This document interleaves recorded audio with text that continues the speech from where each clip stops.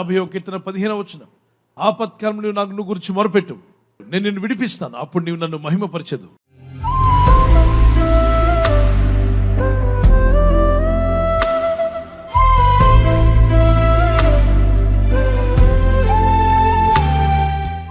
ప్రార్థించండి వాగ్దానం పట్టుకొని.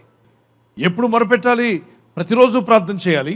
కానీ హఠాత్తుగా సమస్యలో పడినప్పుడు, ఒక ప్రమాదకరమైన పరిస్థితులను చిక్కబడినప్పుడు, దేవా నేను ఆపదలో ఉన్నాను, శోధనలో ఉన్నాను, నిరాశ్రయులుగా ఉన్నాను, నాకు సహాయం దయచేయమని నువ్వు మొరపెట్టినప్పుడు అంటాడు, నేను నిన్ను విడిపించదను.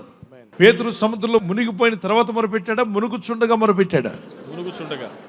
మునిగిపోచుండగా పేతురు, ప్రభువా నన్ను రక్షించుము అని కేక వేశాడు. మత్తయి సువార్త 14వ అధ్యాయం 28, 29, 30 వచనంలో వెంటనే ప్రభు చేయి చాపి, అక్కడ నాకు చాలా ఇష్టమైన పదం, immediately Jesus touch four the stands.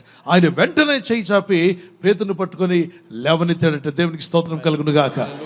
ఈరోజు ఎందరైతే మొరపెడుతున్నారో, నువ్వు మునిగిపోతున్నావేమో సమస్యల్లో, ఆర్థిక ఇబ్బందుల్లో మునిగిపోతున్నా, అనారోగ్యము చేతను మునిగిపోతున్నా, నీ పరిస్థితి మునిగిపోయే స్థితిలో ఉన్నట్లయితే, నీకున్న స్థితిగతులు నిన్ను ముంచివేస్తున్న పరిస్థితిలో ఒకవేళ నీకు అనిపిస్తే మొరపెట్టు పేతురులాగా, తండ్రి ప్రభువా నన్ను రక్షించుమని కేకవే.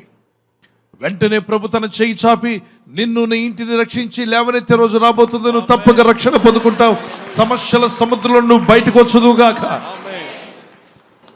ఆకాశంలోకి ఫ్లైట్ ఎగురుతున్నప్పుడు భూమి మీద ఉన్న మనుషులు ఎలా కనిపిస్తారు మీకు చెప్పండి? చీమలు. ఎంతమంది చీమలు చూసారు? చేయొచ్చండి. ఎర్రచీమలు చూసారా చిన్నవి? రైట్. చీమ అంతా కనిపిస్తుంది. ఇంకా ఆకాశంలోకి వెళ్తాయి, ఆల్టిట్యూడ్ పైకి వెళ్ళే కొలది మనిషి కనిపిస్తాడా? మీ ఇల్లు, భవనాలు, మన రోడ్డు మీద ఉంటే భవనం 45 ఫ్లోర్సా, అంత పెద్ద అంతస్తు అనిపిస్తుంది. పైకి వెళ్తే అది అసలు కనే కనిపించదు. మనం మధ్యాకాశంలో ఉన్నాం. దేవుడు ఎక్కడున్నాడు తెలుసా? ఆకాశపై ఆకాశాలపై, అత్యున్నతమైన స్థలములో ఉన్నాడు. ఆకాశపై ఆకాశాలు ఉన్నాడు. అంత గొప్ప దేవుడైన ప్రభుని మనం సేవిస్తున్నాం. ఆకాశమైన సింహాసనము, భూమి అయినా పాదపీఠం.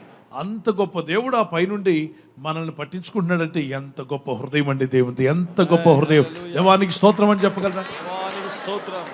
మనం ఇంత పురుగంతుండి, దేవా ఎక్కడున్నావు, నాకు న్యాయం చేయవేంటి, పౌరుషం వచ్చేస్తుంటుంది, వీడికి కోపం వచ్చేస్తుంటుంది, దేవుని మీద అలుగుతుంటారు, కోపపడుతుంటారు.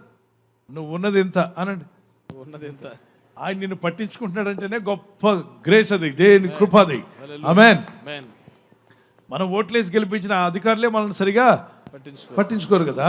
కొన్నిసార్లు ఇప్పుడు ప్రధానమంత్రి గారితో మీ సమస్యలు చెప్తానంటే రానిస్తారా ఇంటికి? ఏమంటే మాకు సమస్య ఉంది, మేము ఓట్లేసాం గెలిపించామంటే రానిస్తారా? రానివ్వరు.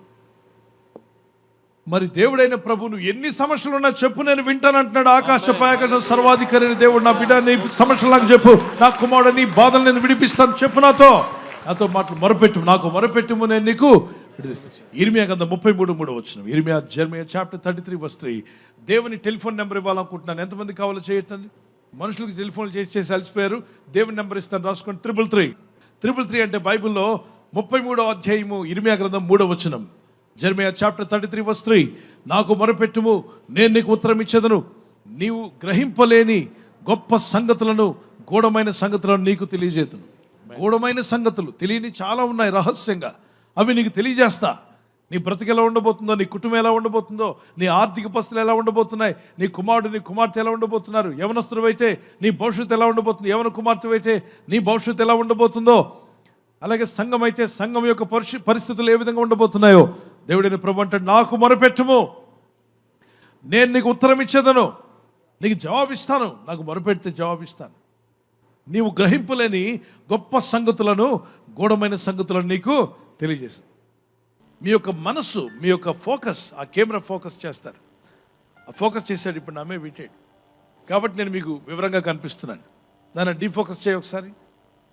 ఇప్పుడు నేను కనిపిస్తున్నానా? నేనేం చేస్తున్నాను? ఏం కనబట్టలే మీకు.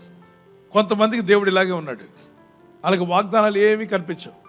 దేవుని వాక్యాలు అంటే డీఫోకస్ చేస్తారు, ఫోకస్ పెట్టరు దేవుని వాక్యం మీద, వాగ్దానాల మీద. ఏదో ఉన్నాడులే దేవుడు, ఎక్కడో ఉన్నాడులే, ఎవరికో చేస్తాడులే, నాకు మేలు చేస్తాడులే, దాన్ని అక్కడ డిస్కనెక్ట్ అయిపోయావు, డీఫోకస్ అయ్యావు. అయితే నువ్వు ప్రార్థనలు ఉన్నప్పుడు ఏమవుతుంది? ఆదివారం ఆరాధనలకు వెళ్తున్నప్పుడు, వాక్యం వింటున్నప్పుడు, ఉదయకాల సాయంకాల ప్రార్థనలో పాల్గొంటున్నప్పుడు డీఫోకస్ అని నీ ఫోకస్ అంతా కూడా ఖచ్చితంగా ఫోకస్ చేసేలా దేవుని ఆత్మ నీకు సహాయం చేస్తుంది. ఎప్పుడైతే ఫోకస్ అయితే క్లియర్గా నేను ఇప్పుడు కనిపిస్తున్నాను కెమెరాకి, అలాగే దేవుడు నీకు స్పష్టంగా తన వాగ్దానాలు నీ పట్ల నెరవేర్చబడబోతున్నాయి. వాగ్దానాలు దేవుడు నెరవేరుస్తాడు. అనేక మంది ఆ డీఫోకస్ లోనే ఉంటున్నారు. దేవుని యొక్క సన్నిధిని వారు అనుభవించలేకపోతున్నారు. ప్రార్థనకు వెళ్ళినా విశ్వాసంతో ప్రార్థించలేకపోతున్నారు. పట్టుదలతో ప్రార్థించమన్నాడు, విశ్వాసంతో ప్రార్థించమన్నాడు. ఎలాంటి ప్రార్థనలకు జవాబు వస్తుందో మీకు తెలుసా? విశ్వాస సహితమైన ప్రార్థన. యాకోబు పత్రిక 4-5 అధ్యాయం 14-15 వచనాల్లో. అలాగే పట్టుదల గల ప్రార్థనకు రోమపత్రిక 12-11-12 వచనాల్లో ఆత్మలో తీవ్రత కలిగి ప్రార్థించినప్పుడు, అన్ని వేళ ఆత్మలో ప్రార్థిస్తున్నప్పుడు జవాబులు వస్తాయి. ఎఫెసీ పత్రిక 6-18 వచనంలో విసిగిపోకుండా ప్రార్థించినప్పుడు జవాబులు వస్తాయి. లూకా సువార్త 18-1-8 వచనం వరకు. అలాగే ఎడతెగకుండా ప్రార్థించినప్పుడు నీ ప్రార్థనకు జవాబు వస్తుంది. 1 తెస్సలోనిక 5 అధ్యాయం 18 వచనంలో పట్టుదలతో ప్రార్థన, ఎర్నెస్ట్ ప్రేయర్స్ అన్నాడు. ఆసక్తి గల ప్రార్థన. ఎక్కడ? అపోస్తల కార్యం 12 అధ్యాయం 5-10 వచనం వరకు ఆసక్తిగా వారు ప్రార్థిస్తూ ఉన్నారట. దేవుని బిడ్డలారా, earnest prayers will bring answers. Prayer in the spirit will bring answers. Pray without ceasing will bring answers. ప్రార్థనలకు జవాబు వచ్చేంత వరకు ప్రార్థించు. ఈ కీర్తన నాతో కూడా కలిసి ఒక్క పల్లవి పాడదాం. పౌలు శీలను బంధించి చెరసాలలో వేసిన, పాడాలి. పౌలు శీలను బంధించి చెరసాలలో వేసిన, పాటలతో ప్రార్థించగా చెరసాల బ్రతాలయే. పాటలతో ప్రార్థించగా చెరసాల బ్రతాలయే. యెహోవా నీ నామము ఎంతో బలమైనది, ఎంతో బలమైనది, ఎంతో ఘనమైనది. బాధల్లో ఉన్నప్పుడు ఏం చేశారంటే వాళ్ళు పాటలతో ప్రార్థించగా. ఈరోజు బాధల్లో ఉన్న నువ్వేం చేయాలి? ప్రార్థించాలి. సమస్యలో ఉంటే ఏం చేయాలి? ప్రార్థించాలి. పాటలతో ప్రార్థించు. విడుదల నీకు రాబోతుంది. ఆమేన్. సహాయం నీ వద్దకు రాబోతుంది. ఆమేన్. నీ మార్గంలో జీవిస్తూ నీ చిత్తం చేసే వ్యక్తిగా బ్రతకాలని నేను ఆశపడుతున్నాను. వారు చేయగలరా? రైట్, ప్రార్థన చేసుకుందాం. Let's lift up our hands to God. ప్రభా, నీ తట్టు తిరిగి ప్రార్థిస్తున్నాను. నాకు సహాయం దయచేయండి. కొండల తట్టు మా కన్నులు ఎత్తుచున్నాం. మాకు సహాయం ఎక్కడి నుండి వచ్చిన ప్రభా? అయ్యా, భూమి ఆకాశంలో సూచించిన నీవే మాకు సహాయం. నీవే మా సర్వము నా తండ్రి. నీ ప్రజలందరినీ దర్శించండి. ప్రతి ఒక్కరిలో నీ ఆత్మను కుమ్మరించు నాయన. పరిశుద్ధాత్మతో నింపండి. నీ ప్రజలు మొరపెట్టి ప్రార్థిస్తుండగా వారి హృదయాల్లో గొప్ప వెలుగును ప్రకాశింపచేయండి. వారి బ్రతుకుల మీద నీ ముఖ కాంతిని ప్రకాశింపచేయండి.